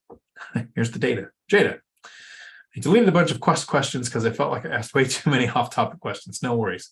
I think if you're ever on my live streams, the first 30 minutes, maybe hour, it's great if that's kind of focused on the thing. But we're here after an hour. If somebody that's bumping in now, they're just going to see some bald guy talking about real estate and jump out. But if you're watching, this is open question time. Red Berserker. Howdy. Love your name. Busy selling hours. I'll catch you guys in Futureland. Nice. That is somebody who watches the content because hello, Futureland. Hope you're having a good morning, day, evening, good night, whatever it is. Dave, nice. Thank you. Wealth building journey. Can you talk a little bit about structuring bank accounts for what I call cash expenses? That is setting aside for repairs, maintenance, and vacancy, property management, and CapEx. I can. You're not going to like my answer. Maybe we talk about this in the course. I wonder if I have it here. I'm going to post a comment. Because I say this so many times. Nope, that's not. This is what my business structure looks like. It's in the chat for you, Wealth Chester. It's too long. Shoot. Huh, why is that? Really? Well, let me do it here. All right, I'm going to read it because we know how exciting it is to have somebody read to us. unless it's LeVar Burton. That mug can read me anything. It was the best of times. With 18 units, here's what it looks like for me. Long list of reasons for no LLC. 1 checking account. 1 saving account. 1 credit card with a tab for expenses and a tab for income. I send a spreadsheet to the CPA and sleep like a baby. Check your local laws. You might have to require an account for your deposits. That's it. Well, total, personal, business, 1 checking account. There was a period of time before I bought this place that I had almost $500,000 in the bank, and I put $250,000 at each bank, so I was FDIC insured. But I moved the money from the bank into the property, so now it's much safer, and I don't have to worry about banks failing. Back to hoping for it like everybody else.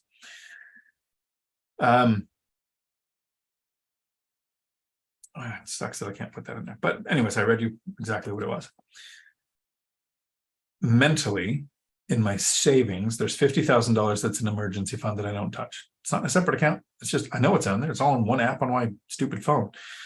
Then I have the amount above that is used for the next investment or for the repairs, maintenance, and vacancy. I can use emergency funds for that, but it is refilled out of the 15% I set aside from rents for that.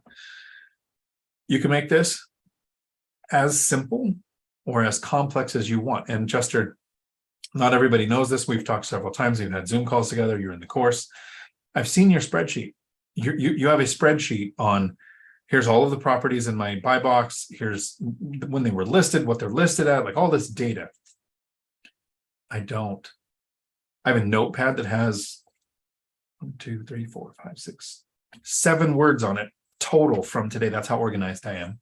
And 3 of those are that Tightwad wants me to talk to Zuber about putting rental history in there because I took shorthand notes on that. That it's even with memory problems, this can be that simple. 1 account, 1 saving account, 1 credit card. I actually have 2 now.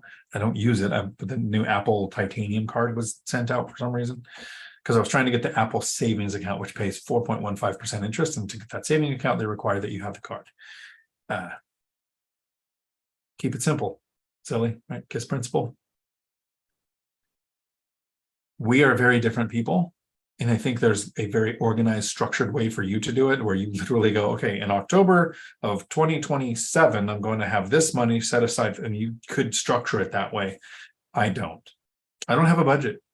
One of the main reasons I really liked house hacking is because I don't want a budget. A strong motivation for me to reach financial freedom is that I don't want to have a boss.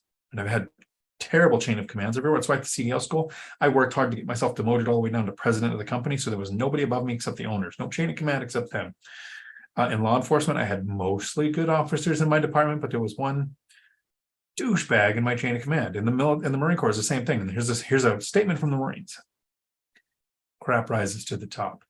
People who can't do the job get promoted to manage the people who can do the job. So I didn't want that. A budget is just me telling me what to do, and I don't even want that. So I house hacked. So I got rid of that large expense, so I never had to worry about the small ones.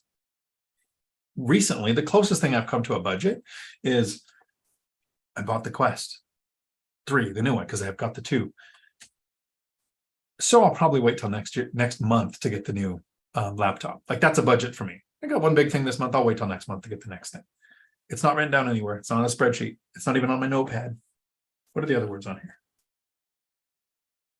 Oh.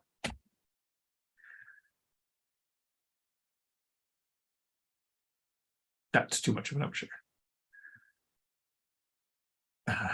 Dave, I have all night I have Mario Kart. I paid $50 for it because I supply and demand. Exactly. Wealth building journey. Would it make sense to set aside for non-cash expenses, even in case someone has an amount of reserves set aside in advance, say a year's worth? So my reserves scaled with the size of my portfolio. So this is an addendum to my statement earlier. When I had 7 rentals or less, I kept around $10,000 as my reserve. When it grew above that, more things can happen, right? So I grew it up to 30,000. I had 30,000 months my reserve all the way up to 16 units. But that was while I was working and had a W-2. When I quit working last year, I increased the reserve from 30 to 50. So now there's $50,000 mentally in that account. Like there's more than that in there, physically, reality-wise. but 50,000 of it is mentally allocated to reserves with the size of your portfolio. That's not a year's worth of mortgages. That's not a year's worth of expenses. That's not 6 months. It's just in a round number that made me feel comfortable. I could sleep well at night. While the larger the portfolio, the more things can go wrong, the larger the cash flow. So the reserves did scale, but they don't have to go that much. I think anything above that, you might be more comfortable with a year, right? You plan and organize a lot better than I do, or more in detail than I do. I don't know if that's better, but more detail. So it could, but anything above the 50,000, I want going to work to make me more money that I don't need. I need to rethink that. Wealth building journey. And my chat moved. Uh-oh.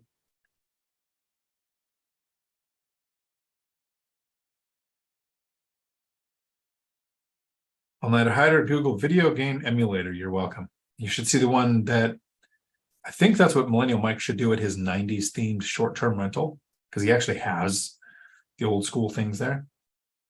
Michelle Meyer.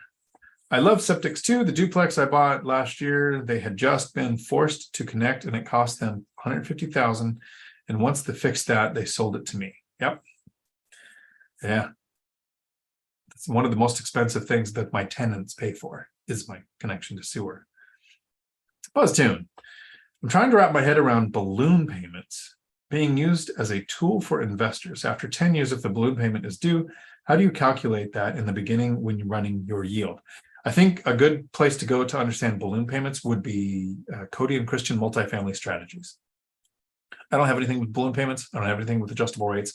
I don't have anything with a loan reevaluation period, and I wouldn't want any of those. With balloon payments, a lot of people will focus on paying the debt down.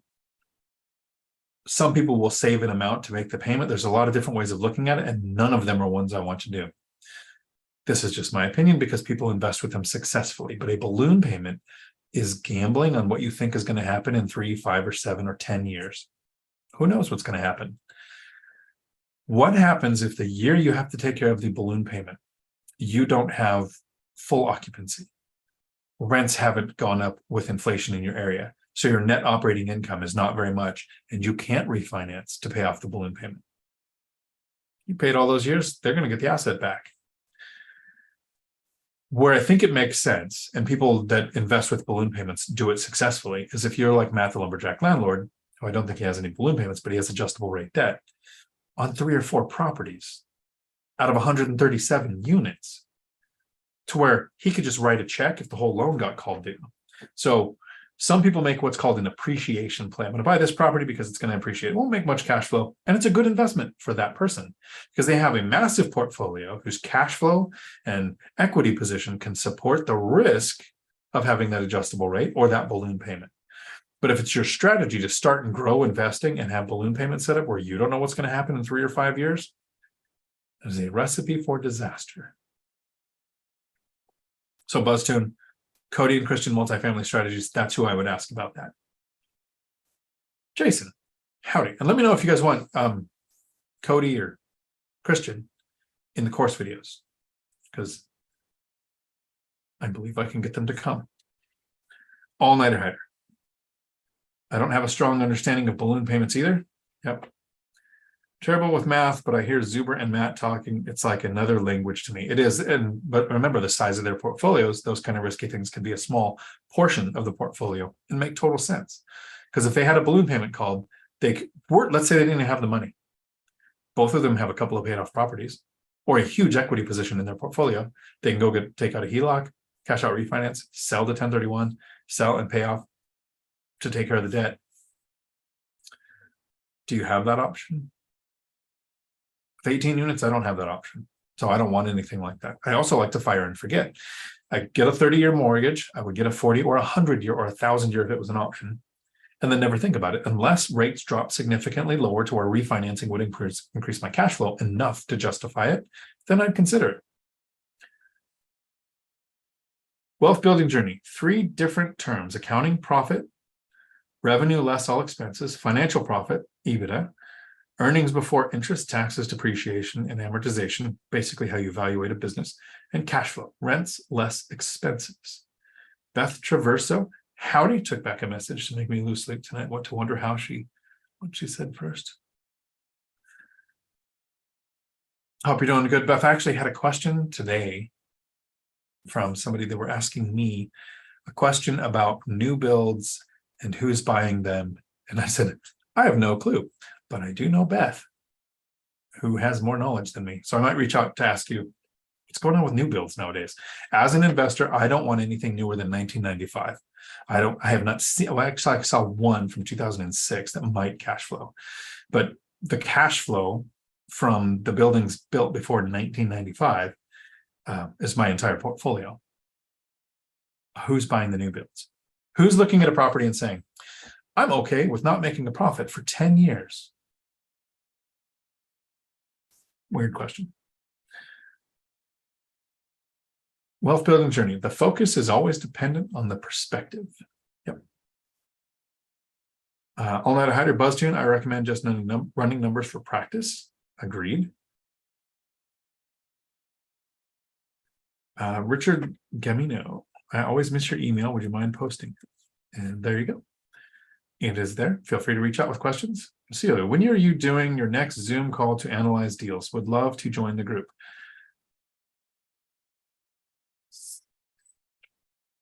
Sunday, 4 p.m.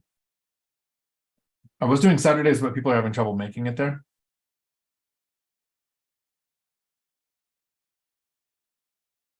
Now there's 8 words. Sunday, 4 p.m. That's when we're going to analyze deals. Look at my market, look at your market. And for the people who are in the course, when we join the course Zoom, it is open topic. What's going on portfolio? Let's look at your deal. Let's find an agent. Let's look at lenders, look at loan options. It's everything like that. The members, when we look at deals, anybody who jumps in there, we're going to look at an email. It's super boring. We're going to look at an email, my email or your email from an agent, and we're going to analyze the deal. We're going to look at the market, which I don't know your market, so I can't say good or bad deal, but I can tell you what I would look for.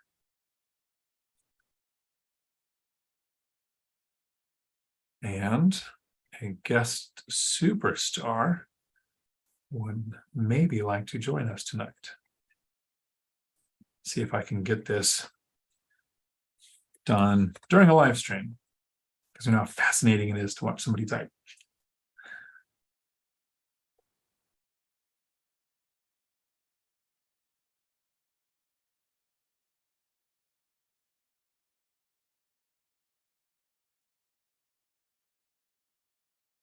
There we go. Wealth building journey. I learned something new. Pasta frame. You need to Google the flying spaghetti monster and why it exists. Our inflation adjusted housing prices in Zuber's 52 spreadsheet. He does adjust for inflation, and he does adjust for inflation with the thing that he added from Jason Hartman's conversation, where he added leverage to the spreadsheet. But yes, it does do, here's nominal and here's real on almost every metric. So that is in there. Chef Dion cooking Rasta pasta. I want REI Stoners to make me some pasta. It's all about mods. Thank you. And you pretty much got my name spot on. It's very similar to the Skyrim mods, but I did the mods on PS3 and ruined people's experience online or made them better. It depends on their perspective. There are some killer mods out there. I am not a mod guy. That's why one of the reasons why I like the standalone. Doesn't have the capacity, but good deal.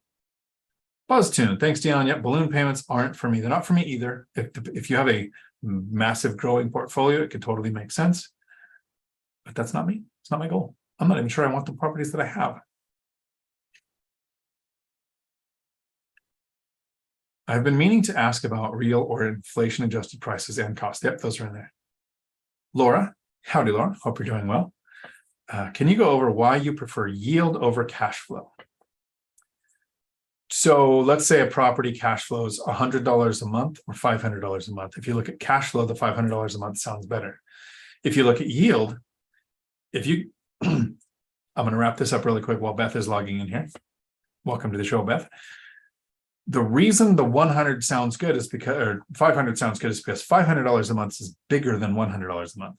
But what if you invested $10,000? If you invest $10,000, $100 a month is almost a 10% return. $500, right? It's a bigger yield return. That's why I prefer yield over cash flow. I want a cash flow minimum, so I know I'm not wasting my time on the property, but I want to know the yield so I know which one to pursue because it has the best yield. So sometimes the single family house in some areas, cash flows less than the fourplex, but has a better yield. So Zuber would buy the single family, but not the fourplex, or vice versa.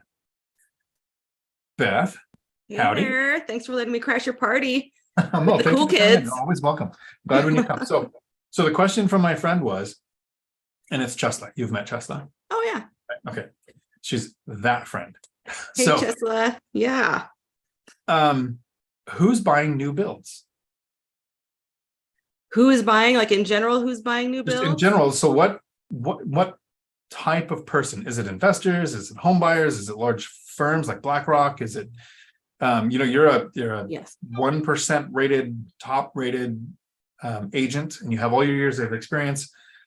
I would never even look at a new build because the yield would be terrible. It's not investors. It's your average typical homeowner, I would say. It's somebody who just they want simple. They don't want to fix anything. They don't want to remodel anything. They want everything new. There's not a lot of new construction in my area of King County, East King County, mostly because there's no place left to build. And so it's infill. They tear it. And so the prices tend to be higher. So the new construction where I am tends to be the top of the market. Whatever the market will bear, they're building at the top of the market, mostly because of cost to build. It'd be nice if they were building more affordable housing or smaller housing or more accessible housing. I think I do see that in some areas that are, an hour out of town. Sometimes we'll see that where it's plentiful land and the new construction tends to be more affordable. But it tends to be people who just want simple. They just want to move in and enjoy it. They're not the kind of people that want to remodel a kitchen or anything like that. They just want easy, and they don't necessarily want a lot of yard either. They tend to be people that want lower maintenance.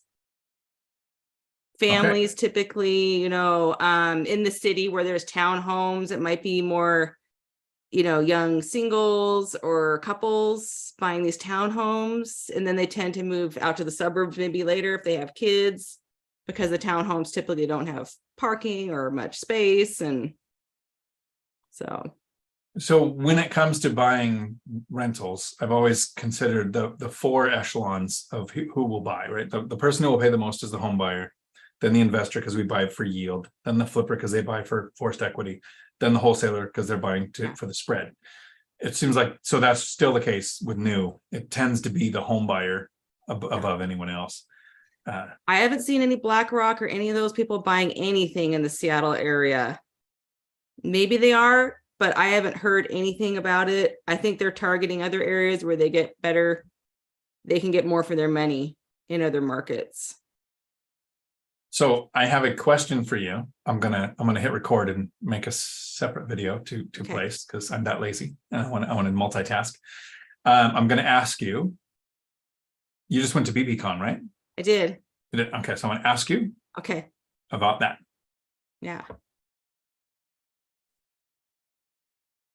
Howdy. Welcome back to Dion Talk.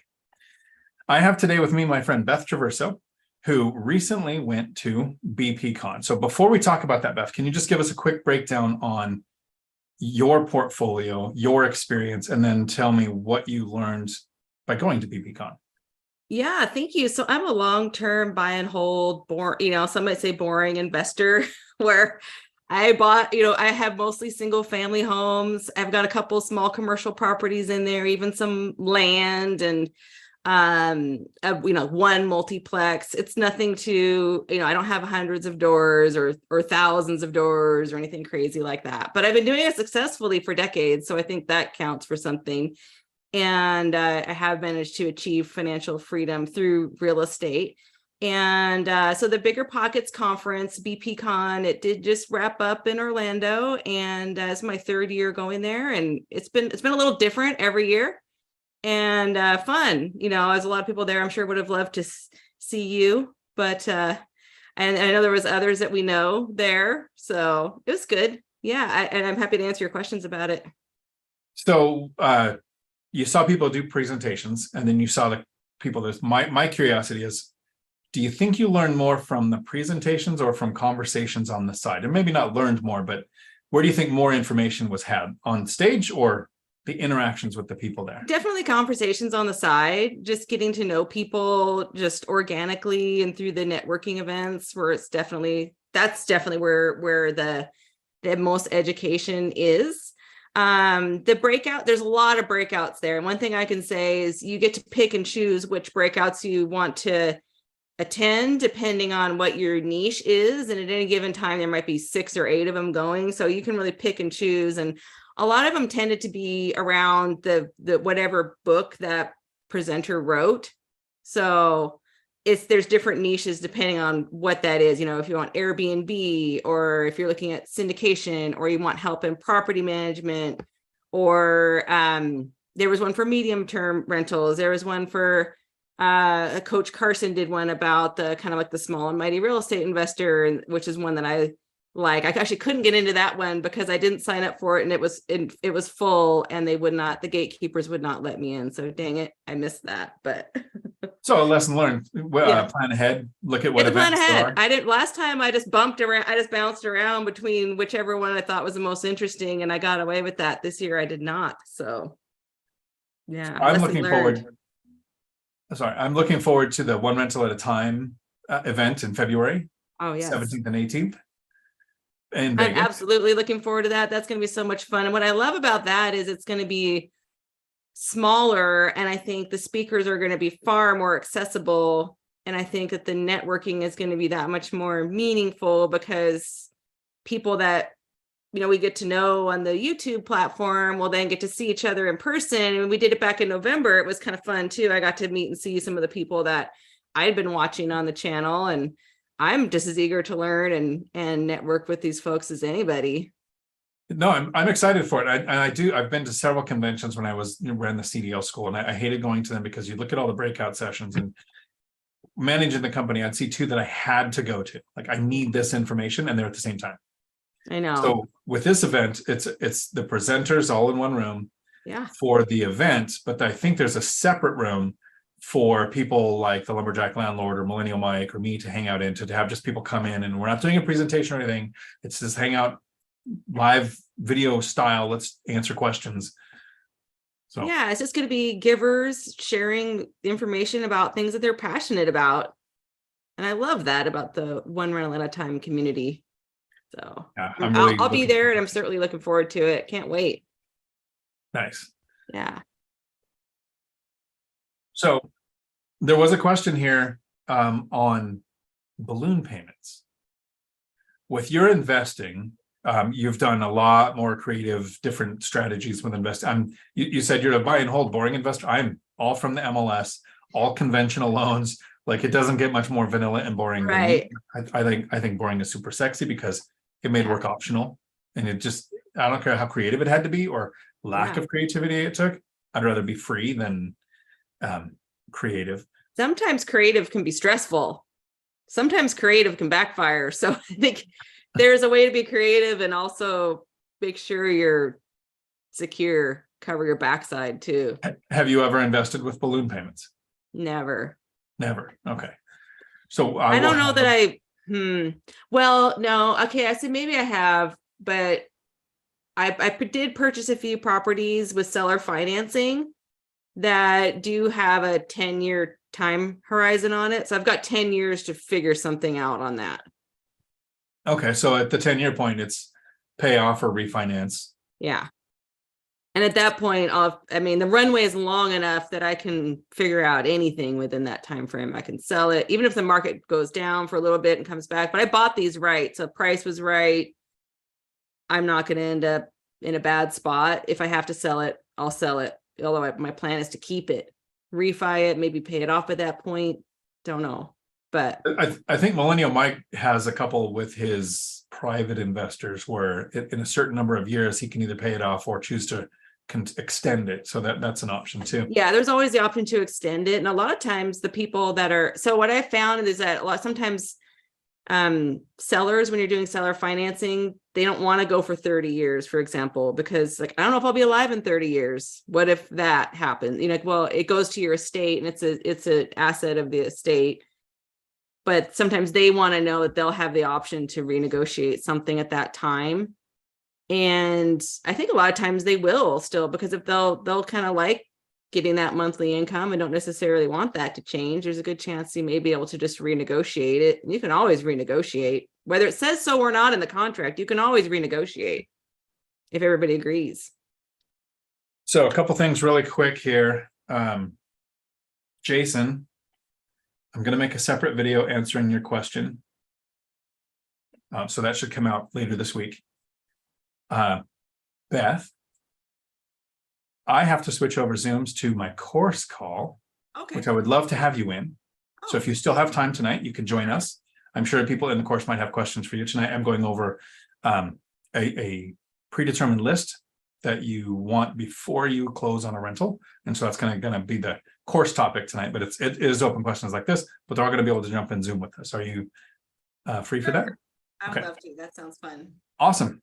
So for here in current YouTube land, thank you, Beth, for joining us. I do appreciate it. You're always welcome because Thank you. You have a perspective and experience I just don't have. Until my next video, thanks for coming to my Dion Talk. Okay, so my